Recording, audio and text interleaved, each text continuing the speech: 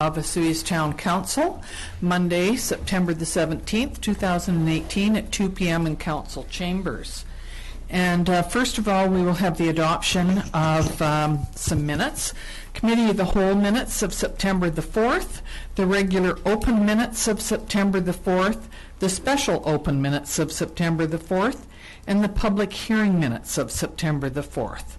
Could we have that? Councillor Youngberg, Councillor Rhodes. All in favor? Thank you. And business arising from prior minutes, I do have, I have a motion here. I'd like it and it's for the an in-camera meeting. We'd like to bring it out of in-camera. Municipal Appointment Age-Friendly Program. Could I have a motion, please, to bring it out? Thank you. Councillor Campbell, Councillor King. All in favor? And I will read the motion. Motion IC 100/18, moved by Councillor Campbell, seconded by Councillor Rhodes, that Mike Stiles, Sarah Lindley Jones, Cheryl Wheaton, Margaret Ann Turner, and Sue Tirada, and a member of council be appointed to the Accessibility and Age-Friendly Committee. And that was carried. And the member of council at this point is Councillor King. Thank you. So now we need introduction of late items. Nothing, Mrs. Hilson? No? Okay, so we need the agenda of 2017 to be adopted, please. Thank you. Councillor Rhodes, Councillor Youngberg, all in favor. Thank you.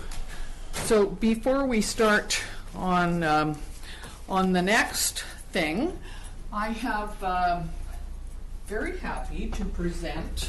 I guess I better get my glasses. I would like to have Miss Van Vienen and Mr. Zackel come up here, please. Up here. Yes. Very fancy. So we have from LGMA, the Local Government Management Association Long Service Award. On behalf of the LGMA, I'm pleased to advise you're receiving, this is for Jim, a long service award for your 30 years of service to local government. You do not look old enough, my man. No, he doesn't. Neither do you. This award is monitored through the LGMA's membership database and was created to formally recognize and celebrate our members' contributions to local government. Congratulations on your achievement. And that is for Jim. And we have exactly the same letter for Miss Van Vienen. However, she has put in 35 years, which just amazes me. And we want to say congratulations to on your achievement as well. And I just want to say to both of you that on behalf of council, we are just so pleased that both of you are in Vesuvius Town Hall with us all, because you make our jobs so much easier. So thank you very much. Congratulations. So you both started when you were about 11? Oh. There you go. Smiling faces. There we go. Awesome. Thank you. Way to go, you guys. Yes. Happy to have loyalty dedication. Now get back to work.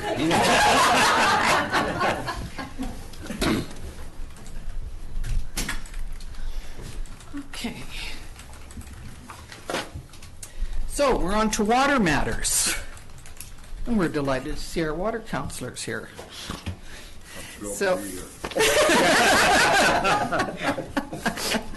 So Water Districts 8 and 9 financial accounts to report on expenditures for accounts payable for water councillor and council approval.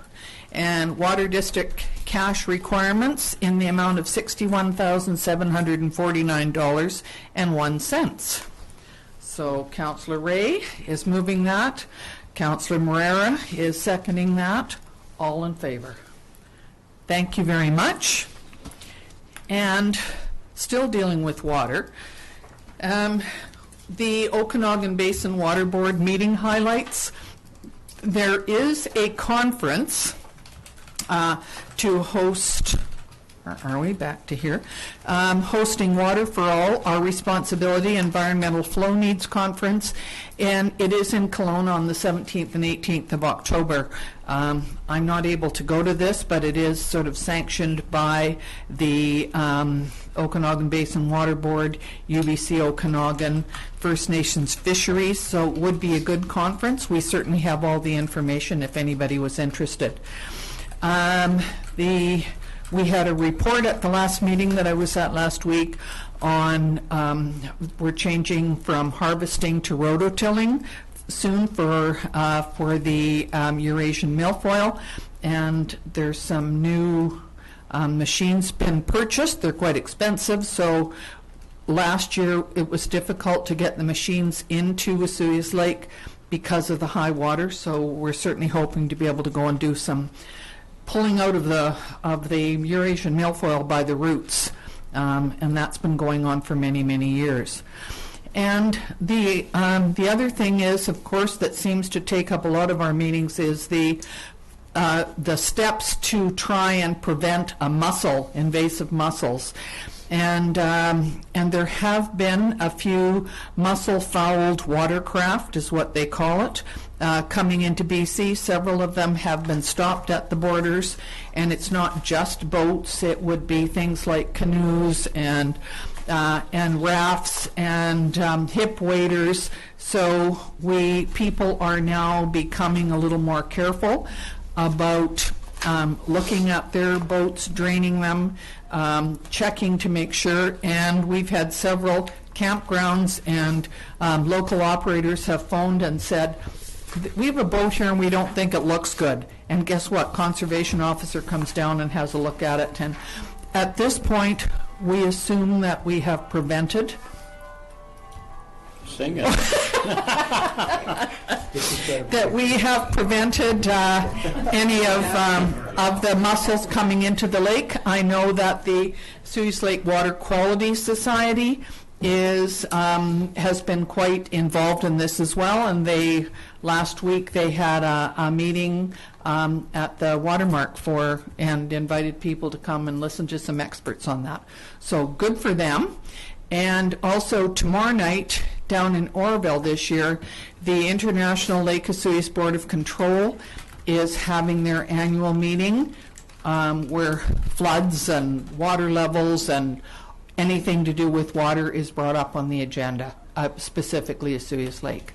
So that is in Oroville tomorrow night at 7 o'clock, and I think Donna was going to send out an e-news today for anybody who's interested. Please contact Town Hall and we can give you that information. So could we have we have to have this accepted? This, okay. Thank you. Councillor Rhodes, Councillor Campbell. All in favor? Thank you. And next is the development variance permit. Ms. McKay. Thank you, Mayor McCordov. Okay, so this is in respect of development variance permit number 18-04 pertaining to 9413 Spartan Drive.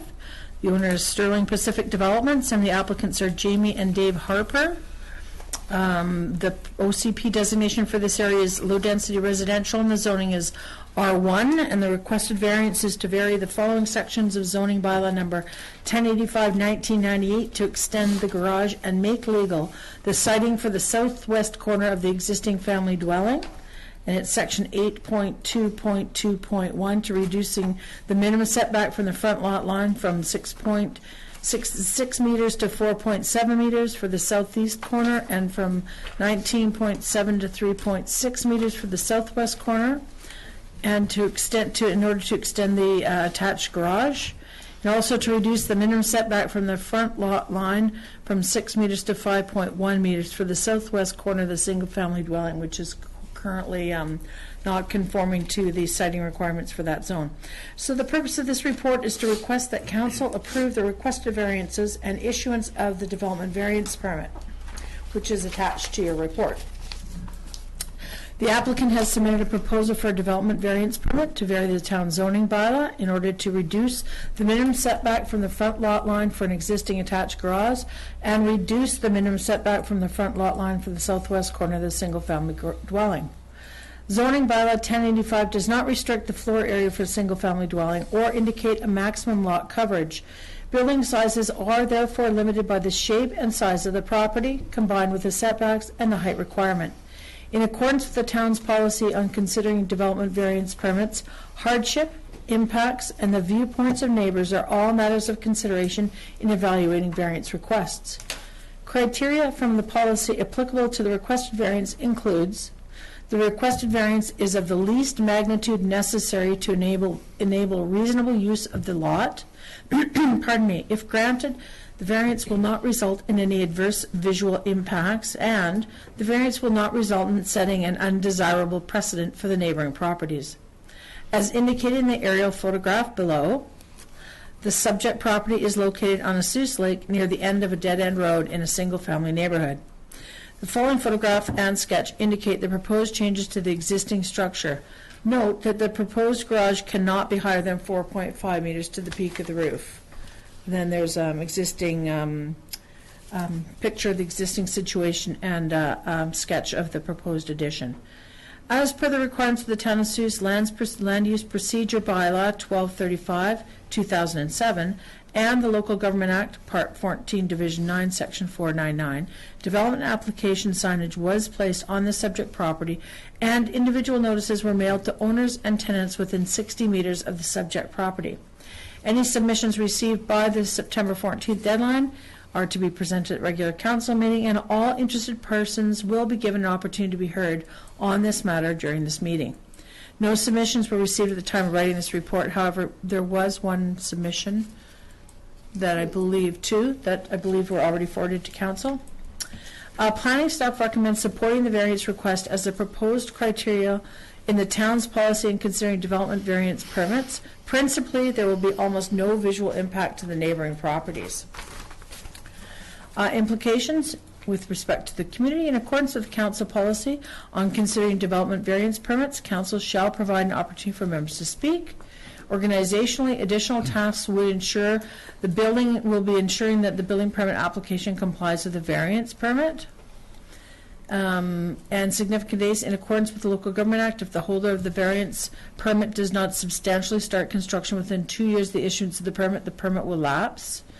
With respect to sustainability, issuance of the development permit will not result in any inappropriate development of the lot, nor adversely impact the natural environment. So the options here to council are that council approves the issuance of the variance permit number 18-04, that council denies the variance and issuance of the development variance permit, or that council authorizes the issuance of the development permit with amendments. And staff are recommending option number 1, that council approves the variance and issuance of the development variance permit number 18-04. Thank you. Thank you very much, Ms. McKay.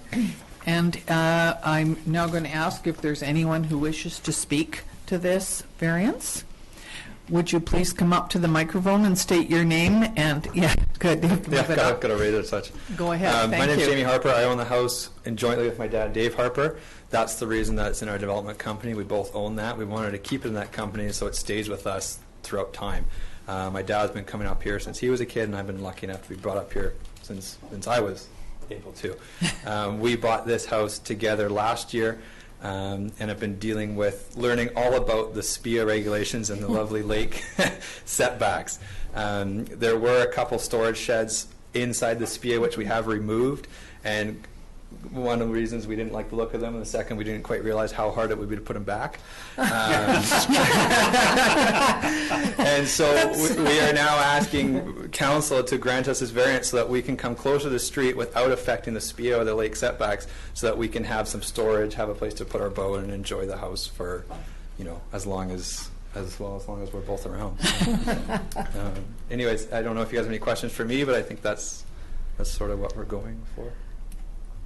I just had one, not necessarily concerning this, but were you flooded this year?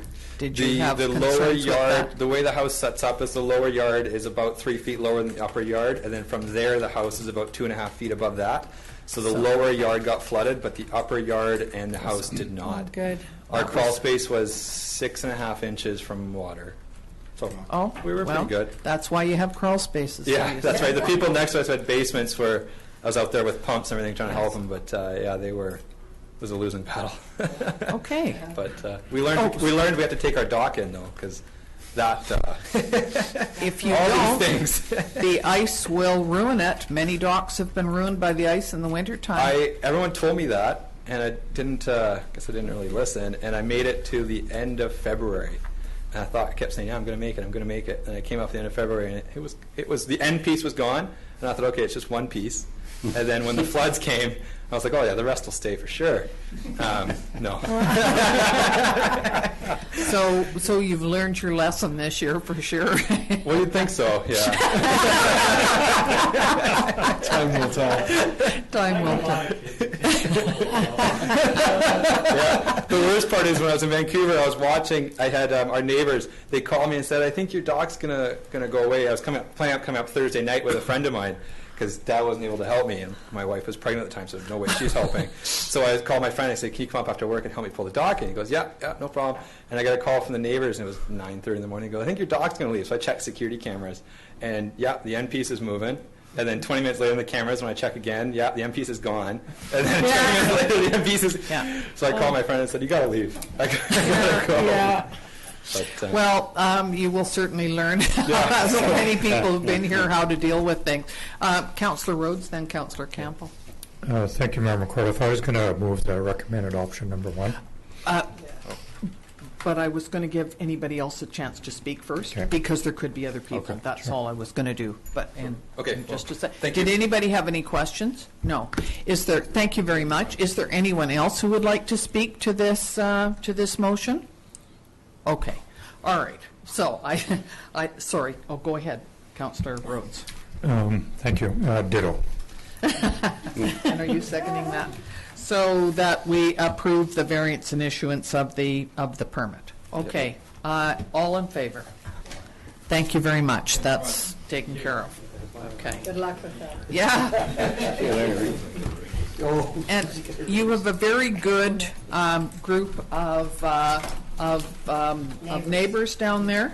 They're one of the best little groups in town to look after each other and get information about things and call each other and citing of cameras and phoning. So Yeah, we belong to that group. They're we good. Really enjoyed it, and the summer barbecues and everything too. Yes? have been quite good to get to know everyone. Good. And, Well, Oh, good we luck. look forward to our invitation. Okay. That's great. Come back. Thank you. Next is the contract award for the installation of the Canal pathway. Is that you? Mr. Dinwiddie? Different hat today. Okay, during the construction of the canal pathway, streetlight poles or bases were installed, but the lights themselves were not. The contract is for the installation of the second section of decorative street lights between 74th Avenue and Highway 3. The addition of lighting should help to alleviate safety concerns users of the path may have. The town of Osoyoos has already purchased the 15 new decorative streetlight poles and the LED lights for the project, $45,930 without taxes, and they have been delivered to the operational services yard. In terms of an overview, the project comprises the following: assembly, transport, and installation of 15 decorative walkway light standards complete with luminaries, related wiring, electrical, and commissioning. There's an attached report from True that lays out the additional bid analysis and the award recommendation. In terms of implications, community, improved pedestrian safety along the canal pathway between 62nd Avenue and Highway 3, no organizational ones. Budget, the bid submitted by Lowther Electric of $12,229.01 is within the overall RMI funded canal trail improvement budget. Significant dates: in order for this contract to be completed by October 31st, 2018, it's recommended that the Town Council award this contract as soon as possible. Sustainability: the new LED lights will use less energy than traditional high-pressure sodium lighting. In terms of option, One, that council award Lowther Electric the contract for 2018 Canal Pathway Lighting for $12,229.01, taxes and contingency sum included. Two, the council award the contract for the 2018 Canal Path Lighting to one of the other proponents who submitted the bids on this project. And three, council requests additional information prior to making a decision, and the administration recommends town council adopt option number 1. Thank you, Mr. Ermenko. Pretty standard, I think. Councillor King? Yeah, I'll move option number 1, that the town council award Lowther Electric the contract for 218 Canal Pathway lighting for the sum of $12,229.01, which includes the taxes and contingency sum. Thank you. And Councillor Youngberg is seconding that. Is there anybody who would like to speak to this?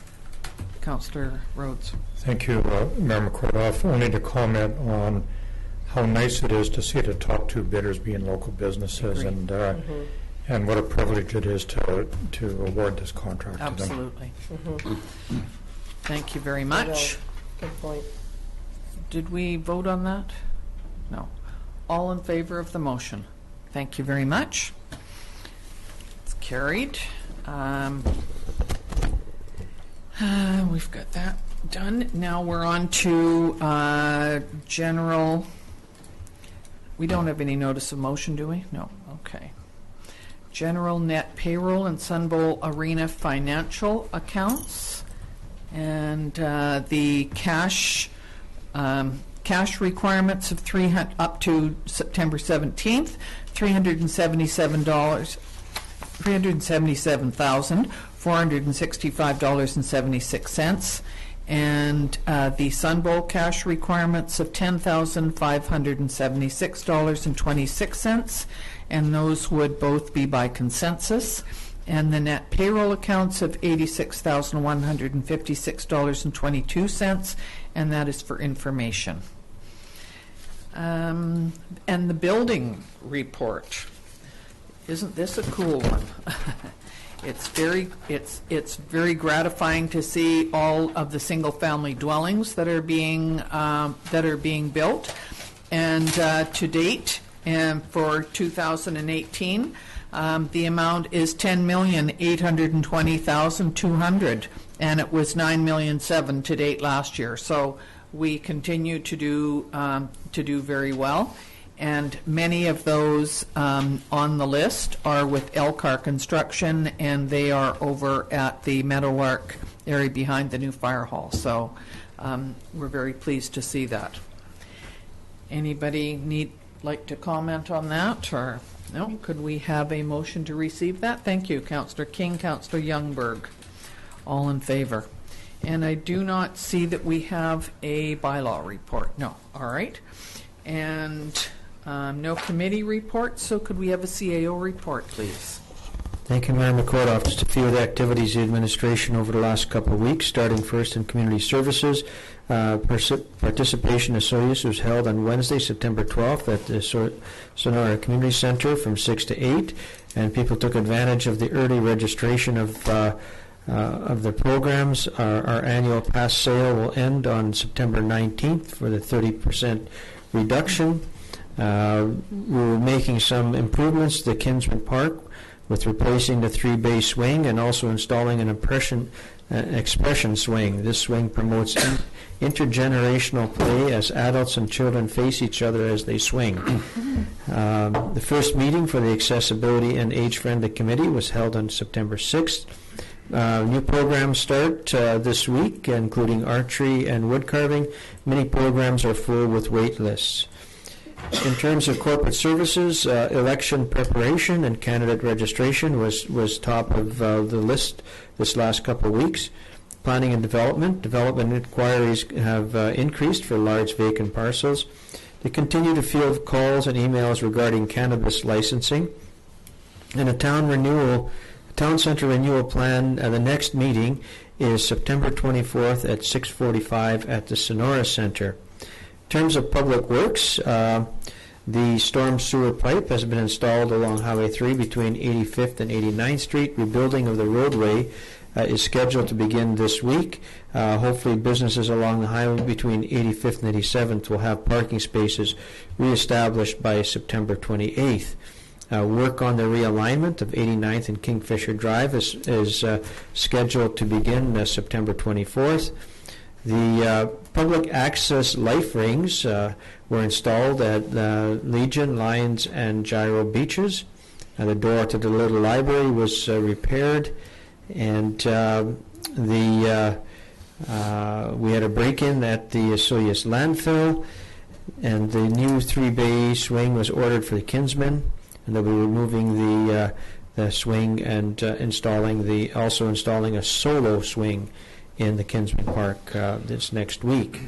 In terms of myself, I was away at UBCM last week with other members of council.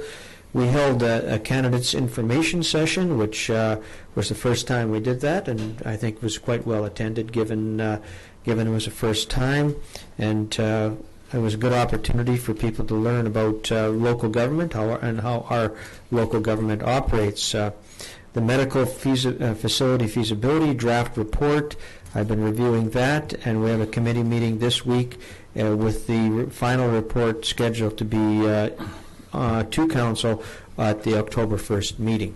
So that's my report for today. Thank you very much. Could we have a motion to accept the report? Thank you, Councillor Campbell, Councillor King. All in favor? Thank you. So we will go to council reports. First is Councillor King. Thank you, Madam Mayor. As Mr. Remenko said, we had the opportunity to attend the UBCM last week and met with the Minister of Education, Rob Fleming, who mentioned they're working on a new formula to help schools in rural areas stay open. I have no idea what the formula is, but it sounded positive. Also met with the Minister Selena Robson, Minister of Municipal Affairs and Housing, to discuss opportunities for affordable or near-market housing. Their mandate, obviously, is to move forward with housing in the province. Also met with Parliamentarian Secretary for Emergency Preparedness, Minister Jennifer Rice, to discuss how government could possibly work in a preventative way to help small communities with flood prevention, etc. Then we met with the Minister of Tourism, Arts and Culture, Lisa Baer, which we gave a presentation or update of what we used our funds, and she seemed to be really receptive of what we've been doing consciously with the money we receive. Also attended a few workshops. One was Tools and Opportunities for Advancing Local Government Relations with Aboriginal People, which was very interesting. Went to one, Evolution of Police in Small Towns and Communities. I guess the one that got the most attention with cannabis legalization was quite interesting from the different perspectives from different communities around the town, and that's my report. Thank you very much. Wasn't he lucky he got to go first, Carol? I Carol and I were also there, but Jim's covered a lot of it. Councillor Youngberg. Thanks, Mayor Recordoff, and I'm looking at my list, and he didn't cover a few of my things, so I've got an opportunity. Anyways, yes, I was at UBCM as well, and I must say that it was the most informative UBCM I have been to, and the subjects that were covered were of great interest to our community. And of course, affordable housing, they've come out with some great programs that are going to assist smaller communities in developing some housing programs that they can come up with. And it can be joint programs with nonprofit associations and churches. They have laid out quite a very flexible program. There were policing concerns discussed at one of the workshops I was at, and of course that is a province concern, which we're, I'm sure, all aware of. Mental health and homelessness issues are covered in the affordable housing section, which, yes, they do know about the problems that we have in the province. There's funding being set aside. Different organizations in the community have been approached to assist with some of this help throughout the province. Short-term rentals was a very major part of one of the conversations that I was part of in one of the clinics. And we got some good ideas from that we're going to share with planning. Cannabis policies and legislation, of course, is also a huge issue throughout the province. And I think that it's the provincial government has a great checklist that they're taking care of many things. And they're about a few checks that were left for the small community of Osoyoos, but it's still a lot of work to be done in that area. And the other area that I was very interested in and thought that this is one of the greatest advancements in an area of interest is a golf cart licensing program with the Minister of Transportation. And we were with the small communities of Chase, and so I always had the vision that one time Osoyoos could be a little golf cart haven for some of us that love to drive them, since I used to go to the golf cart parade in Palm Springs, Palm Desert for many years. And it's just an area that what now is being looked at where there is a possibility of some legal opportunities. And I think that we did a great job of representing Osoyoos at UBCM, and we met many, many people, and our CAO was there with bells on attending most of his meetings, and I think that we did, that we certainly learned a lot, and it's an advantage for our community to attend. Thank you. Councillor Campbell. Thank you, Mayor McCorduff. The last council meeting we had a couple of weeks ago, we had a committee of a whole meeting, we had an open regular council meeting. And I guess this is my message to the media. It usually generally does a great job of reporting what's of concern to the community and what's discussed and deliberated through council. But I have to say I was disappointed. I saw articles written about new development opportunities, zoning changes. We had a committee of a whole meeting where we had Canadian Mental Health Association do a presentation to this council, and a very pointed question was asked regarding crisis and emergency resources for youth and children mental health. And the answer was there aren't any. And I don't know what else I can do to put this into the spotlight to garner some much needed attention to the fact that in a rural community like this, where we've seen some unfortunate situations within our own community over the last few years, that this needs to be something that's put to the forefront. We as a council, in the next council, it's my hopes that there'll be pressure put on the provincial government in this regard. But I also think we have an opportunity as citizens in the community and a local media to bring these concerns to the forefront. Families that are dealing with children and youth with mental health right now in this particular rural community, and I'm sure most, literally have no resources and no recourse in the most crisis situations you can imagine. They have nowhere to turn. And so I challenge the media to start reporting on this, and I challenge the next council to make this an issue to be brought to the forefront on behalf of this community. Thank you. Thank you. I'd just like to mention, Councillor Campbell, that I went to the part of the Mayor's Caucus. I was at some other meetings too, but Judy Darcy spoke for quite a while, and that is her ministry of dealing with this, and she's very passionate about it. And I think, while everything, as we know, takes time, I think you'll see some changes in the whole outlook of mental health and opioid addiction and that type of thing over the next little while. So I felt that it was brought up several times. Not that that means anything will get done immediately, but it's nice to know that people are thinking about it and hopefully doing something about it. So thank you. Councillor Rhodes. Thank you, Mayor McCorduff. Well, I won't even try and follow that up. Wise words, and I hope those words are heard by people that can promote and move that forward. And certainly if any of us are lucky to be on the next council, I'm sure we'll move forward with that as well. I don't really have much to report. Unlike two of the previous councillors and our mayor, I did not attend UBCM. My thing always is somebody's got to stay behind and run the town. Absolutely. And I didn't even have anything to do with that because of the amazing staff that we have. They looked after absolutely everything, and it's always kind of a boring time for me. It may pick up in the next couple weeks. Yeah, possibly. So nothing to report other than that. And, Thank you, and thank you for keeping track of the town. So I'm going to try and fill in a couple of the blanks that haven't been mentioned. One of them is that when we went to see the ministers, we took them each a bottle of Faustina local cider, and they were quite delighted. They said, "Oh, we don't usually get booze goodies." They thought it was wine because it was in a wine container, and when we said no, it was locally made cider, they were quite delighted and said they were very appreciative, and we think it may put us on a slightly higher plane. They'll remember us, so that was a good thing. Potentially, you can bring them cannabis next year. We could actually. Down in Vancouver.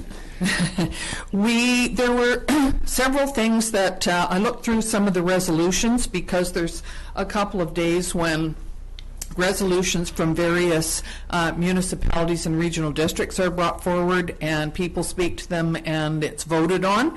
And one of them was quite interesting because it was on single-use items, bags, cups, straws, utensils. And there was a resolution which passed by everybody there, and they added something extra to it and said that the province would engage with the packaging industry, because I think that's where we get quite a lot of those single-use plastics, and sometimes things are put in 2 and 3 and 4.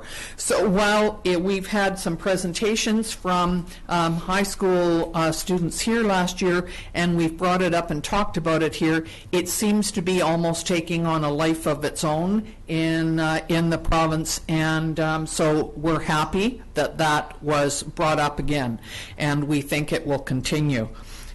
We certainly appreciate the fact that there's many places in town here now that are cutting back on single-use plastics, and fortunately we were presented with some glass straws from Mr. Stuckey, so that was a good thing. There were lots of issues along with wildfire and flooding, many motions and resolutions concerning that, because of course everybody in the province has suffered because of this. Cannabis concerns were a very high priority, and as you read things in the papers and watch the news, just about every community has a slightly different version of what they're going to do. So it's that confusing that there are all kinds of ways to deal with things. So I think it'll take a while.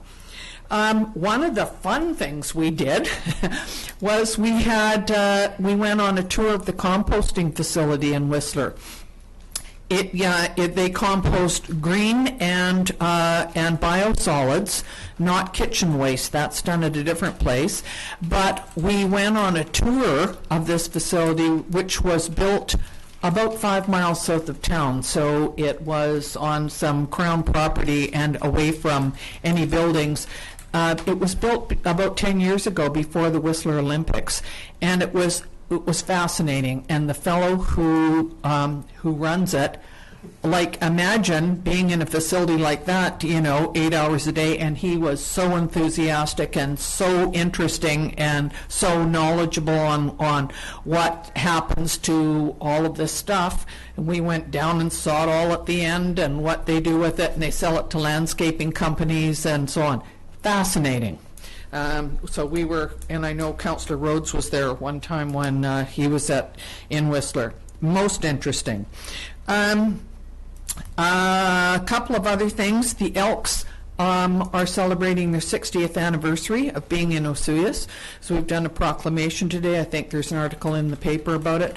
And so that's very good, because the Elks are super involved members of our community. So we're happy to help them celebrate their 60th.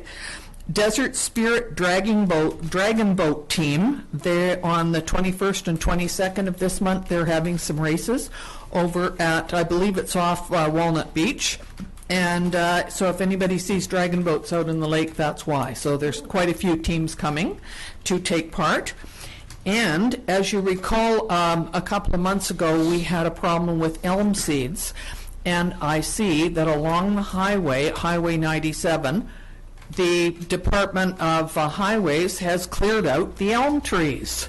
So I'm sure that the people on Larkspur are delighted because it looks great. Now, we just have to make sure that the little saplings get knocked down before they get too big again.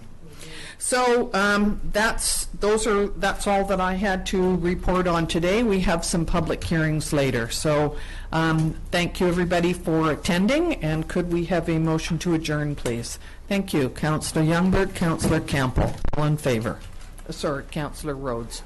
Now you can get work done for an hour. He's getting gray hair like you, CJ. That's why.